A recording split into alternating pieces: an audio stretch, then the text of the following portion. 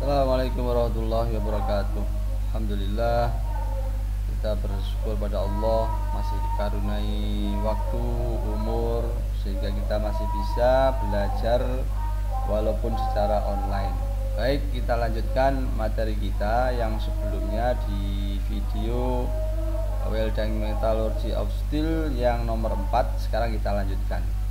Di materi sebelumnya, di video sebelumnya kita sudah bahas tentang efek dari rapid cooling, pendinginan cepat ya dengan quenching. Kalau di ini perubahan dari FCC ke BCC, mestinya jadi BCC, tapi karena tidak cukup waktu untuk berdifusi jadinya BCT. Ya, kalau BCC ukuran sisinya sama, tetapi akibat tidak ada kesempatan berdifusi karbonnya sehingga salah satunya menjadi pendek dan yang lainnya yang sisi tegaknya itu sisinya menjadi lebih panjang mengikuti kurva di sebelah kanan, tergantung berapa kandungan karbonnya. Nah, ini sudah kita bahas di video sebelumnya. Kemudian ada foto micrograph of martensite-nya. Saya yang gambarnya hitam putih itu, saya juga pernah menunjukkan gambar yang berwarna tentang martensite. Ya. Juga sudah kita bahas tentang efek carbon content and the hardness of martensite. Nah, other element have only small effect of martensite hardness. Di unsur yang lain itu efeknya cukup kecil. Ya, di sini karbon cukup signifikan. Ya, setelah melebihi kandungan karbon tertentu, maka ada austenite sisanya. Austenite sisa nanti akan dibahas di ada tidaknya MF. Kalau martensite finish kurvanya itu muncul di bawah temperatur kamar, maka nanti akan ada retain austenite. Ya. Baik, kita lanjutkan sekarang untuk pembahasan berikutnya tentang efek dari heat input. Di sini digambarkan ada sebuah material yang memiliki komposisi C-nya sekian, Mn-nya 0,77%, Si-nya 0,24, dilas dengan menggunakan beragam variasi heat inputnya, mulai 0,5, 1, 2, sampai 4. Nah, ternyata hasilnya adalah untuk yang heat input rendah, bitnya itu cukup kecil, HAZ-nya juga kecil. Tetapi kalau heat inputnya besar, nanti bitnya besar, HAZ-nya besar. Karena dengan heat input yang besar, laju pendinginnya akan lambat, slow cooling. Beda dengan heat input yang kecil, nanti rapid cooling. Apa dampaknya? Dampaknya adalah jika rapid cooling nanti akan terbentuk hardness HAZ yang besar. Nah, ini perbandingannya adalah jika heat inputnya rendah, hardness-nya besar, HAZ-nya kecil. Jika heat inputnya besar, bitnya besar, HAZ-nya besar, hardness-nya rendah. Oke, bisa dibaca ya. Nah, ilustrasinya di figur 19 itu ya, di sini menunjukkan ya, for the small, untuk yang kecil itu rapid cooled weld martensite is formed. Di sini terbentuk martensite. For the large, untuk yang besar ya, slow cooled weld the hard structure is perlite. Jadi kalau besar ini heat inputnya besar, laju pendinginannya lambat, terbentuk struktur HAZ bentuknya perlite. The hardness of heat much higher in those wet in which martensite is present. Jadi harga ini akan menjadi besar jika ada terbentuk di dalamnya adalah martensite. Nah, kemudian yang bahasan berikutnya adalah tentang bainite. Bainite ini adalah berada pada intermediate cooling di antara rapid dan cool. Ya, di sini disebutkan the most important of this is bainite. Jadi bainite itu terjadi pada saat pendinginannya tidak terlalu cepat juga tidak lambat. Ya, umumnya pada baja ya alloy itu pasti terbentuk, itu namanya bainit. Nah, di sini bainit is still two-phase mixture of ferrite and iron carbide. Jadi bainit itu juga sama isinya, ferrite dan iron carbide, tetapi tidak seperti cemented plate, tidak seperti cemented bentuknya pada perlit, tetapi karbid di bainit ini bentuknya spherical. Ya, ini spherical.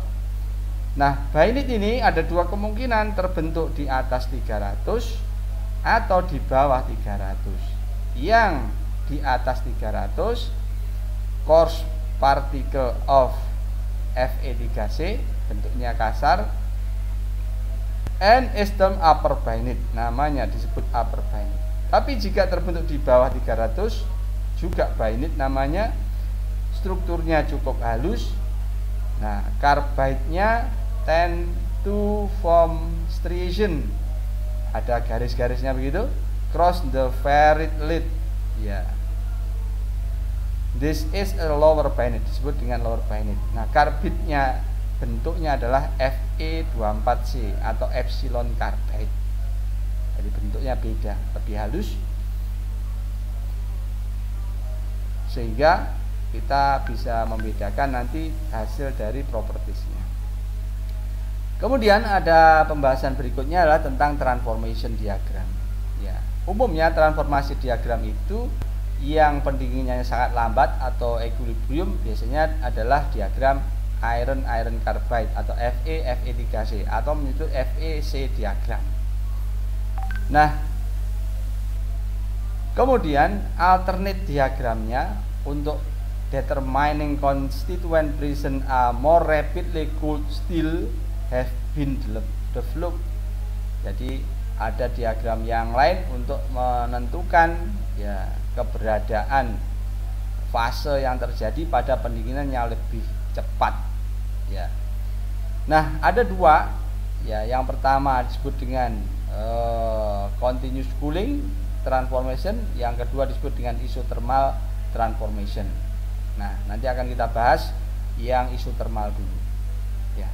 Di sini disebutkan ya, di sini figur 21 prosedur for determining TTT, time temperature transformation behavior, atau orang ada yang menyebut dengan IT. Ya, misalkan baja dipanaskan sampai austenit, ini panaskan, kemudian quen to specific temperature, ya di quen, celup, nah, panaskan, celup, hold, ya heat at the temperature until transformation is complete. Panas, dinginkan di bawah transformationnya ini namanya garis critical lower critical temperature, baru ditahan sampai selesai transformasi. Nah, sebagaimana halaman figur 21, if we hold still this temperature, we find there is a delay before transformation begin and further elapsed time while transformation takes place. Jadi kalau kita menahan still pada temperatur yang kita tentukan, akan terjadi ya delay transformation. The delay depend on the temperature at which the steel is held. Ya, delaynya itu tergantung temperatur. Pada saat temperatur berapa steel itu kita tahan setelah dipanaskan dan didinginkan. Ya, kemudian and we can plot this information on diagram temperatur again time. Kemudian kita dapat ngeplotnya dalam diagram yang disebut dengan temperatur melawan time, seperti yang ada di sebelah kanan nih, temperatur lawan time. Ya, ini di FEC diagram, ini kurva penggambarannya, plotting temperatur vs time. Panaskan, cepat, ditahan. Ya. Kemudian example-nya, di sini ada example-nya. Ya, example TTT diagram carbon steel di figur 22. Nah, ini masing-masingnya ada garis awal transformasi martensit selesai. Yang depan ini juga awal transformasi, yang belakang ini bainit finish atau kurva akhir transformasi. Yang depan ini adalah menggambarkan awal transformasi dari apa? Dari austenit menjadi ferrit proeutectoid. Yang ini adalah transformasi dari apa? Austenit menjadi perlit. Di sini perlit fenestra. Kalau di bawah ini awal transformasi bainit, di belakang bainit venis. Ya, ini gambaran tentang membaca TTT diagram. Di bawah ini adalah waktunya 1/10, ini time-nya dalam skala logaritmik. Contoh sekarang. Ya, ini ada contoh. Misalkan kita punya komposisi tertentu, dipanaskan sampai austenit, didinginkan cepat, spesimen cooled from austenit region dan held 650, ditahan di titik 2, austenitnya akan bertransformasi ya menjadi proeutectoid ferrite di titik 3, kemudian ada transformasi perlit di titik 4, selesai. Jadi isinya nanti ada alpha proeutectoid sama perlit. Kemudian di kurva berikutnya figur 24 sama, cuman temperaturnya lebih rendah. Ya, dipanaskan sampai austenit, kemudian didinginkan cepat di sekitar ditahan 550. Kemudian dilihat di titik 2 karena sudah berada di bawah kurva alpha proeutectoidnya, terbentuk adalah perlit. Perlit start to form. Di sini akan ada mulai terbentuknya perlit. Kalau sampai di sini berarti 50% perlit. Sampai di sini diturunkan ke bawah. Nah, di sini maka nanti ada 50% perlit, sisanya adalah martensit. Tapi karena yang ditahan terus sampai titik 3, maka transformation to perlit complete, selesai. Di sini berarti akhirnya adalah perlit 100%.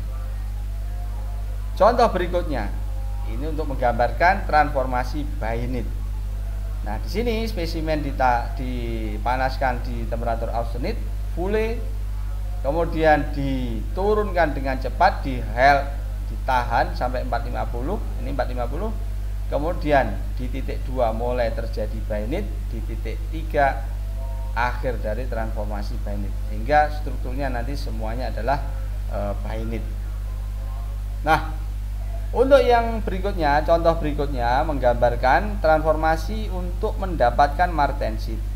Caranya, spesimen cooled, ya, quickly cooled from austenit di atas sana, didinginkan cepat sampai melewati ms, martensit statnya, kemudian ditahan ya pada beberapa temperatur, ya konstan temperatur, the proportion of martensit does not change, sampai dimanapun tidak akan ada perubahan, sehingga kalau didinginkan cepat di titik 3 maka terjadi 100% martensite.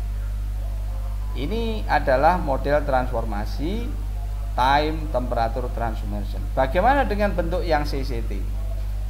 Nah, CCT diagram atau continuous cooling transformation diagram. Ini diagram yang menggambarkan kondisi real terjadi di lapangan, di pengelasan, maka model adalah CCT diagram. Nah, model ini digambarkan ya, now consider the case of continuous cooling. Misalkan we may superimpose cooling curve on TTT diagram in order to get an idea of what microstructure form. Jadi dengan melakukan superimpose itu kita ingin ya ngeplotkan ini kurva TTT-nya tadi, ini yang laju pendinginannya yang kita dapatkan, aktual laju pendinginan. Makanya di superimpose, ditempelkan di situ untuk bisa mendapatkan kira-kira bentuk strukturnya apa. Ya. But it is more accurate to use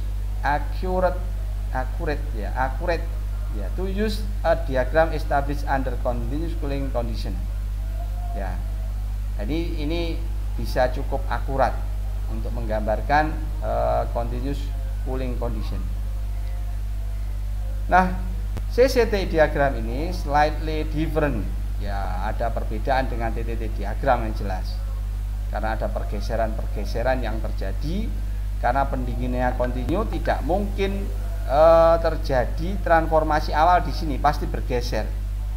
Ya, ingat ada pergeseran transformasi saat pendinginannya lebih cepat. Awal transformasi pasti akan bergeser lebih lama. Makanya tidak mutlak bisa digunakan TTT diagramnya itu. Pasti ada pergeseran. Seperti yang ada di buku Material Science and Engineering. Saat kita bahas eutectoid transformation itu ada pergeseran, kurvanya agak miring ke kanan. Nah, contoh di sini ya example figur 27. Ya. Di sini digambarkan ya figur 27 itu adalah adanya critical cooling rate tapi tidak digambarkan. Apa itu critical cooling rate? Ya, critical cooling rate at with the nose of the curve. Ya, hidungnya ini jika laju pendinginannya itu menyinggung hidung kurva, maka itu disebut dengan critical cooling rate. Apa itu critical cooling rate? Laju pendinginan minimum yang dapat menghasilkan 100% martensit. Jika kurang dari critical cooling rate, maka pasti ada fase yang lain, struktur fase yang lain yang terbentuk. Bisa jadi ada ferrit proeutectoid, bisa ada perlitnya. Sisanya nanti martensit. Tetapi kalau laju pendinginannya adalah lebih dari critical cooling rate-nya, pasti 100% martensit. Nah, martensit ini dihindari selama pengelasan karena dia ada risk of cracking. Nah, makanya untuk bisa menggambarkan itu give indication of weldability, kemampuan material untuk dilas tanpa menghasilkan struktur yang punya potensi risk of crack. Ya, kalau tidak bentuk crack berarti weldability-nya bagus. Ya, di sini disebutkan ada lower cooling rate. Di sini ya cooling rate yang lebih cepat. Ya, bisa dicari caranya misalkan pada temperatur antara 800 ini sampai ke 500. Laju pendinginan itu adalah delta T temperatur dibagi delta time. Selisih temperatur dan selisih time-nya itulah yang nanti akan menentukan kecepatan laju pendinginannya. Time-nya untuk ini, nah bisa ditarik, yang di sini juga bisa cari. Tentunya yang belakang jauh lebih lama waktunya.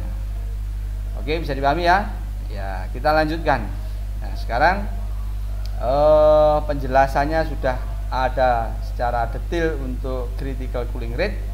Ya, bahwa critical cooling rate itu adalah laju pendinginan yang menyentuh nose of the curve, hidungnya kurva, sehingga nanti akan terbentuk martensit. Jika lebih lambat dari critical cooling rate, maka nanti akan terbentuk struktur yang bukan 100% martensit. Bisa jadi ada ferrit, bisa jadi ada perlit. Ya. Tetapi kalau lebih cepat pasti nanti akan terbentuk 100% martensit. Contoh figur 19 yang di atas, HAZ yang terbentuk martensit for small weld. Ya, small weld artinya untuk bentuk yang bitnya kecil dengan heat input yang kecil, laju pendinginannya lebih cepat, jadi nanti akan terbentuk martensit. Beda dengan yang perlit yang heat inputnya besar, laju pendinginnya lambat, sehingga perlit terbentuk, HAZ-nya akan lebih rendah. Nah, kemudian ini adalah kurva yang menggambarkan aktual cooling rate. Di sini ada 6. 1, 2, 3, 4, 5, 6. Ini startnya, kemudian ini finishnya. Ya, misalkan di sini temperatur peaknya, austenitnya 1300 untuk material ini. Di bawah ini nanti ada hardnessnya 283, 82, 431, 464 dalam hardness figures. Ini bisa dicari bentuk CCT diagram, continuous cooling transformation diagram, yang di ujung-ujung transformasinya itu menggambarkan harga hardness dari transformasi pada laju pendinginan yang ditentukan.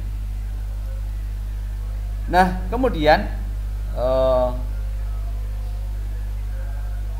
exact ya, aktual dari kurva CCT itu tergantung pada detail of the heating and cooling cycle ya, tergantung dari heating dan cooling cycle seperti apa. Nah, CCT diagram can be established specially for condition pertaining to well but are different from the conventional curve in that they must be determined with high austenitizing temperature untuk membuat simulasi kondisi pada HAZ-nya. Sebenarnya kalau bisa disimulasikan ya, kita bisa mencari kurva CCT pada material tertentu, sedangkan laju pendinginnya bisa dibuat simulasi. Simulasinya dengan apa? Dengan program, baru kita bisa membuat simulasinya.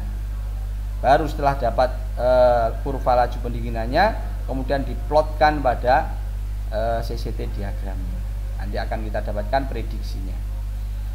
Nah, misalkan di sini menggunakan dilatometer, ya, this can be done using dilatometer, ya, untuk menggambarkan state of transformation, ya, by sensing the change of length, perbedaan panjang, perubahan panjang pada sampel ketika didinginkan.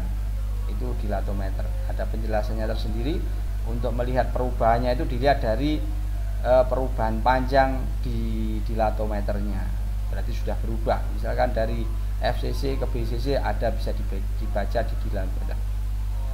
Nah, bisa juga alternate method establishing CCT diagram by thermal analysis on actual well. Ya, sepertinya kita nggak usah terlalu detail di sini. Kemudian typical CCT diagram for the hash ya of low alloy steel ditunjukkan pada gambar 28 seperti yang tadi. Ada 6 laju pendinginan, 6 standar cooling rate, bisa dihitung berapa lajunya ya. Nah, kemudian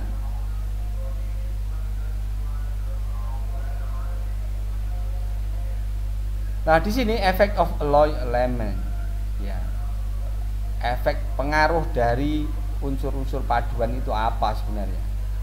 Nah, di sini disebutkan alloy element have significant effect on the shape of CCT and TTT diagram, which allow different microstructure to be produced in alloy steel. Jadi efeknya itu nanti akan bisa mempengaruhi bentuk dari microstructure, bisa berbeda-beda karena si alloy elemen ini bisa signifikan perubahannya terhadap CCT diagram. Misalkan molybdenum boron for example shift the top perlite part of the curve to the right. Ya, untuk yang molybdenum dan boron bisa menyebabkan perlitnya itu ya at the top the right, ya curve the right to longer time, sehingga butuh waktu yang panjang ya, thus exposing the bayonet region ya. Kemudian steel contain the element may produce bayonet on the continuous cooling, bisa jadi juga ya unsur-unsur paduan itu nanti bisa menyebabkan adanya bayonet ya pada pendinginan kontinu. Nanti bisa dilihat ada bentuk kurva alloy steel itu, misal contoh untuk yang SAE 4340 di sana ada ya bayonetnya, sehingga peluang terjadi bayonet cukup ada jika ada unsur-unsur paduan yang lain. Nah, demikian juga ya the entire groove may also move greater time, allowing martensite to form at much lower cooling rate. Ya, karena ada pergeseran, misalkan unsur tambahan itu nanti akan menyebabkan terjadinya pergeseran kurva CCT-nya, mungkin ke kiri atas atau ke kanan bawah, sehingga nanti akan bisa ya menyebabkan this increase the ability of steel. Ability ini adalah kemampuan material untuk dikeraskan. Ya, semakin dia kurvanya itu ya slow, ya landai, artinya dari permukaan sampai ke tengah itu perbedaan hardness-nya tidak terlalu besar, maka itu dinyatakan hardenability-nya bagus. The other notable effect of alignment is touching the martensite start and finish. Jadi juga bisa menyebabkan terjadinya perubahan pada martensite dan finishnya. Misal increasing carbon, ya di situ dapat depress martensite to lower temperature. Karbon yang besar karena bergeser ke kanan bawah sehingga temperatur startnya turun ke bawah. Seperti ditunjukkan pada figur 29. Atau ada formulasinya. Ini formulasinya. Berapa sebenarnya temperatur MS itu? Ya ini. MS sama dengan bla bla bla bla bla bla, tergantung banyak unsurnya itu. Ya ini pendekatan, ya persamaan pendekatan untuk membaca MS-nya berapa. If MS is below room, MF below room temperature martensite, transformation is not complete and still contain retained austenite. Kalau martensite-nya tidak lengkap, tidak terbentuk sempurna, maka nanti ada retained austenite-nya. Ini kurvanya, kalau karbonnya 0,2, MS-nya sekian, MF-nya pada temperatur sekian. Semakin besar, maka MF-nya tidak kelihatan. Sehingga nanti akan ada namanya retained austenite. Ya.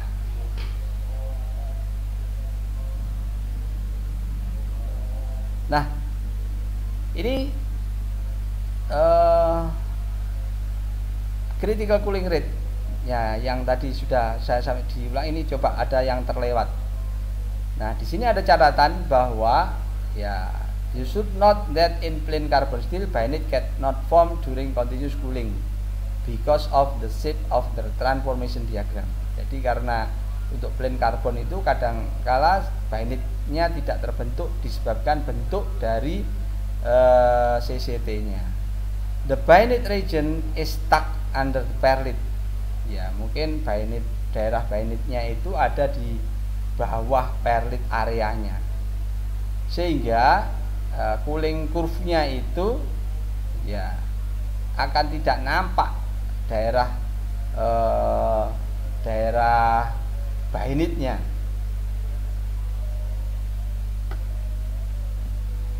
Ya, kurva pendinginan bainite-nya itu tidak nampak.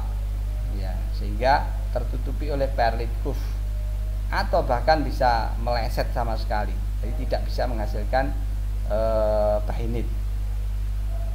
Nah, pada laju pendinginan yang cukup ya rate fast enough, cukup cepat, ya bisa jadi ya to miss nose of the curve martensite is formed and at slower rate the cooling curve intercept the ferrite start and ferrite perlite structure result. Jadi kalau laju pendinginan tidak cukup cepat, nanti tidak mengenai nose of curve-nya, ya sehingga tidak terbentuk 100% martensite, tapi ada unsur yang lain. Bisa jadi ada ferrite atau perlite pada akhir transformasinya.